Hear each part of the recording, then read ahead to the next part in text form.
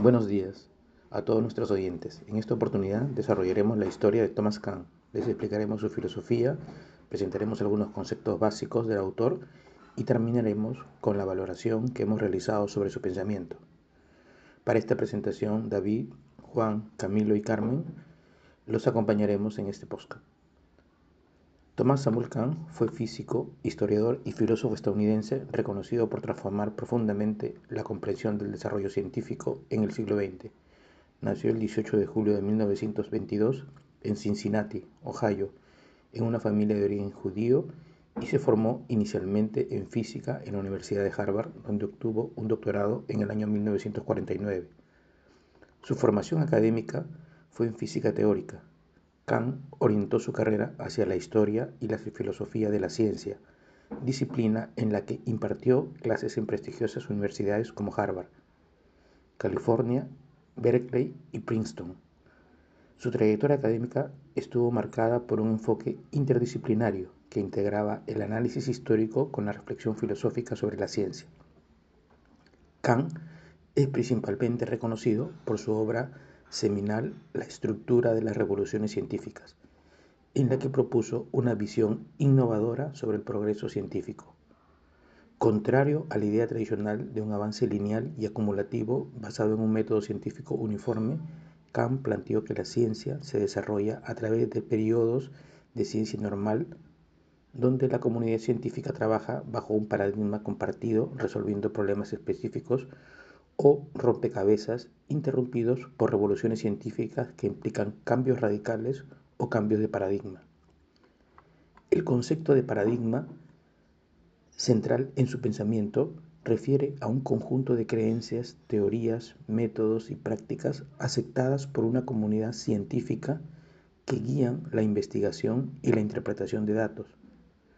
Los paradigmas no solo determinan qué problemas son relevantes, sino también cómo se entienden y valoran las soluciones, lo que implica un historicismo y relativismo paradigmático en la ciencia. Este enfoque desafió el positivismo lógico y la filosofía analítica predominantes en la segunda mitad del siglo XX, aportando una perspectiva más dinámica y contextualizada del conocimiento científico. Durante su carrera, Kahn desempeñó un papel destacado en la historia y filosofía de la ciencia, siendo presidente de la Sociedad de Historia de la Ciencia y recibiendo múltiples reconocimientos. Falleció en Massachusetts el 17 de junio de 1996, dejando un legado intelectual que continúa influyendo en la filosofía, sociología y estudios científicos contemporáneos. Ahora, a continuación, Camilo nos explicará la filosofía de Kant. Gracias, David. Buenos días a todos. En este caso vamos a ver las teorías de los paradigmas.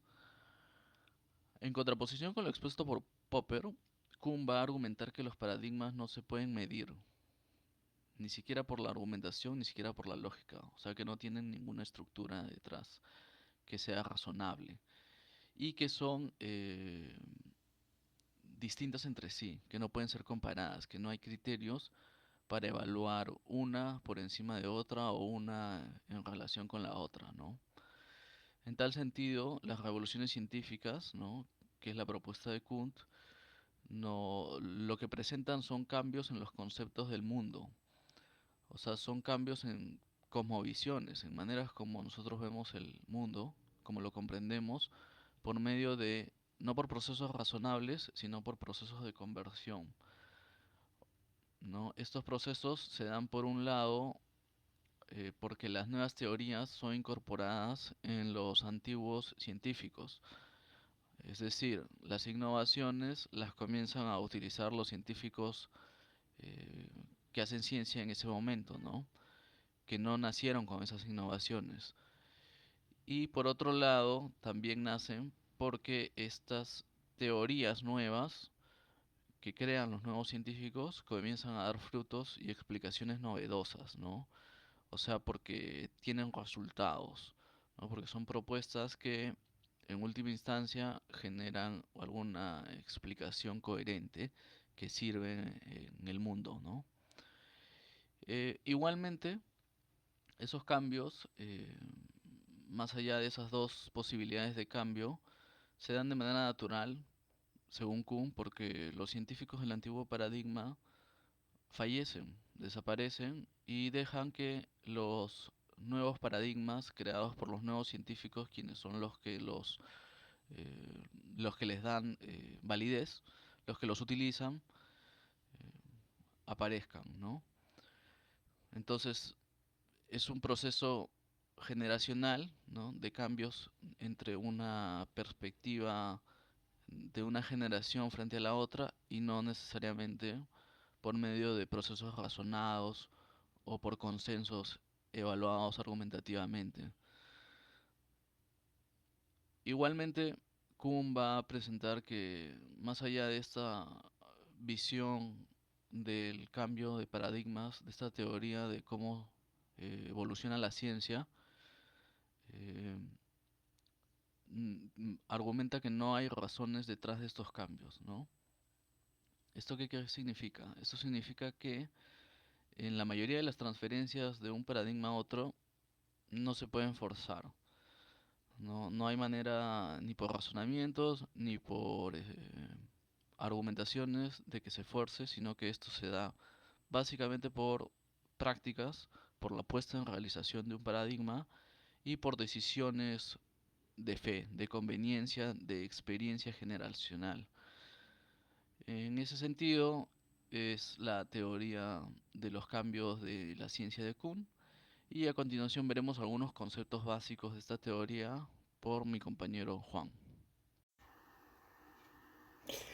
Señores, les habla Juan Alvarado. Buenos días. Conversaremos sobre los conceptos que plantea Thomas Kuhn. Él realizó un análisis de la tarea científica desde una perspectiva completamente novedosa respecto al modo en que se había entendido la filosofía de la ciencia hasta entonces. En su obra La estructura de las revoluciones científicas, Kuhn analiza las ciencias de la naturaleza desde un enfoque histórico-sociológico. Fruto de su estudio, distingue entre dos tipos de actividad científica que se darían en la práctica real, la ciencia normal y la ciencia extraordinaria. Veamos la ciencia normal. La ciencia normal sería el tipo de actividad científica que se da cuando la comunidad científica admite determinadas teorías sin discusión. Este conjunto de teorías aceptadas por la comunidad científica se denomina paradigma y marca la pauta de las investigaciones científicas. Por ello, los científicos se esfuerzan por estudiar y resolver problemas concretos a la luz de dichas teorías. No se plantean cuestiones básicas acerca de las teorías utilizadas, sino problemas concretos dentro del ámbito de esas teorías. Hace posible que los científicos se concentren en la resolución de problemas concretos, dando lugar a un avance que en otro caso no se produciría. La ciencia normal se caracteriza por la acumulación de conocimiento dentro del paradigma existente, entendiendo su alcance y precisión. Sin embargo, la ciencia normal no siempre progresa. Con frecuencia van apareciendo problemas que no se logran resolver. Son anomalías o contradicciones que se van acumulando. Estas anomalías pueden crecer en número y en envergadura, de tal modo que con el tiempo provoquen una crisis y se cuestione la validez del paradigma que se tenía. Ahora veamos la ciencia extraordinaria, que es el tipo de actividad científica que se realiza cuando se buscan nuevas teorías capaces de solucionar la crisis. Si se encuentran y llegan a admitirse en la comunidad científica, puede surgir un nuevo paradigma donde se anota se adopta una nueva forma de entender el mundo y se establece un nuevo marco para la investigación científica, ¿no? Fruto de esta revolución científica. Por ello, las revoluciones científicas son un efecto del desarrollo de la ciencia normal. Las anomalías se van acumulando y la revolución científica surge para dar respuestas a esos problemas. Por ello, dichas revoluciones dan lugar a nuevos paradigmas. Gracias, Juan. Después de escuchar la explicación acerca del tipo de filosofía y de los conceptos básicos que ayudan a comprenderla, voy a presentarles la valoración del pensamiento del autor. La filosofía de Kuhn ha sido ampliamente discutida y valorada, destacando aportes positivos como señalando críticas y limitaciones a su propuesta. Cabe destacar que su filosofía se encuentra expuesta principalmente en su libro La estructura de las revoluciones científicas. Comenzaremos señalando los aportes positivos de la filosofía de Kuhn. Reconoce que la ciencia no avanza de manera lineal y acumulativa, sino a través de cambios de paradigma, que son comprendidos como un sistema de creencias, principios, valores y premisas que determinan la visión que una comunidad científica tiene de la realidad. Kuhn distinguió entre ciencia normal y ciencia revolucionaria, como bien lo explicó mi compañero. Esto ha permitido comprender mejor fenómenos históricos como la revolución copernicana o la transmisión de la física newtoniana a la relativista. Kuhn puso también en primer plano el papel de factores no puramente racionales o lógicos en la evolución de la ciencia, como las comunidades científicas, la formación académica y las convenciones sociales. Su filosofía no solo ha influido en la ciencia, sino también en otras disciplinas como la sociología, la historia, la antropología y los estudios culturales, contribuyendo a crear el campo del estudio de la ciencia y la tecnología. Entre las críticas y limitaciones a su filosofía, podemos explicar las siguientes. Si bien la introducción del término paradigma fue un aspecto positivo, también fue un punto de críticas, por cuanto Kuhn utilizó el término con múltiples significados, lo que generó confusión e interpretaciones divergentes. Kuhn da demasiado peso a factores sociológicos o psicológicos, lo que genera un descuido a la racionalidad crítica como motor del progreso científico. Al sugerir que los paradigmas no se pueden comparar directamente en términos de verdad objetiva, inconmensurabilidad, algunos críticos lo han acusado de caer en el relativismo o de minar la idea de progreso racional en la ciencia.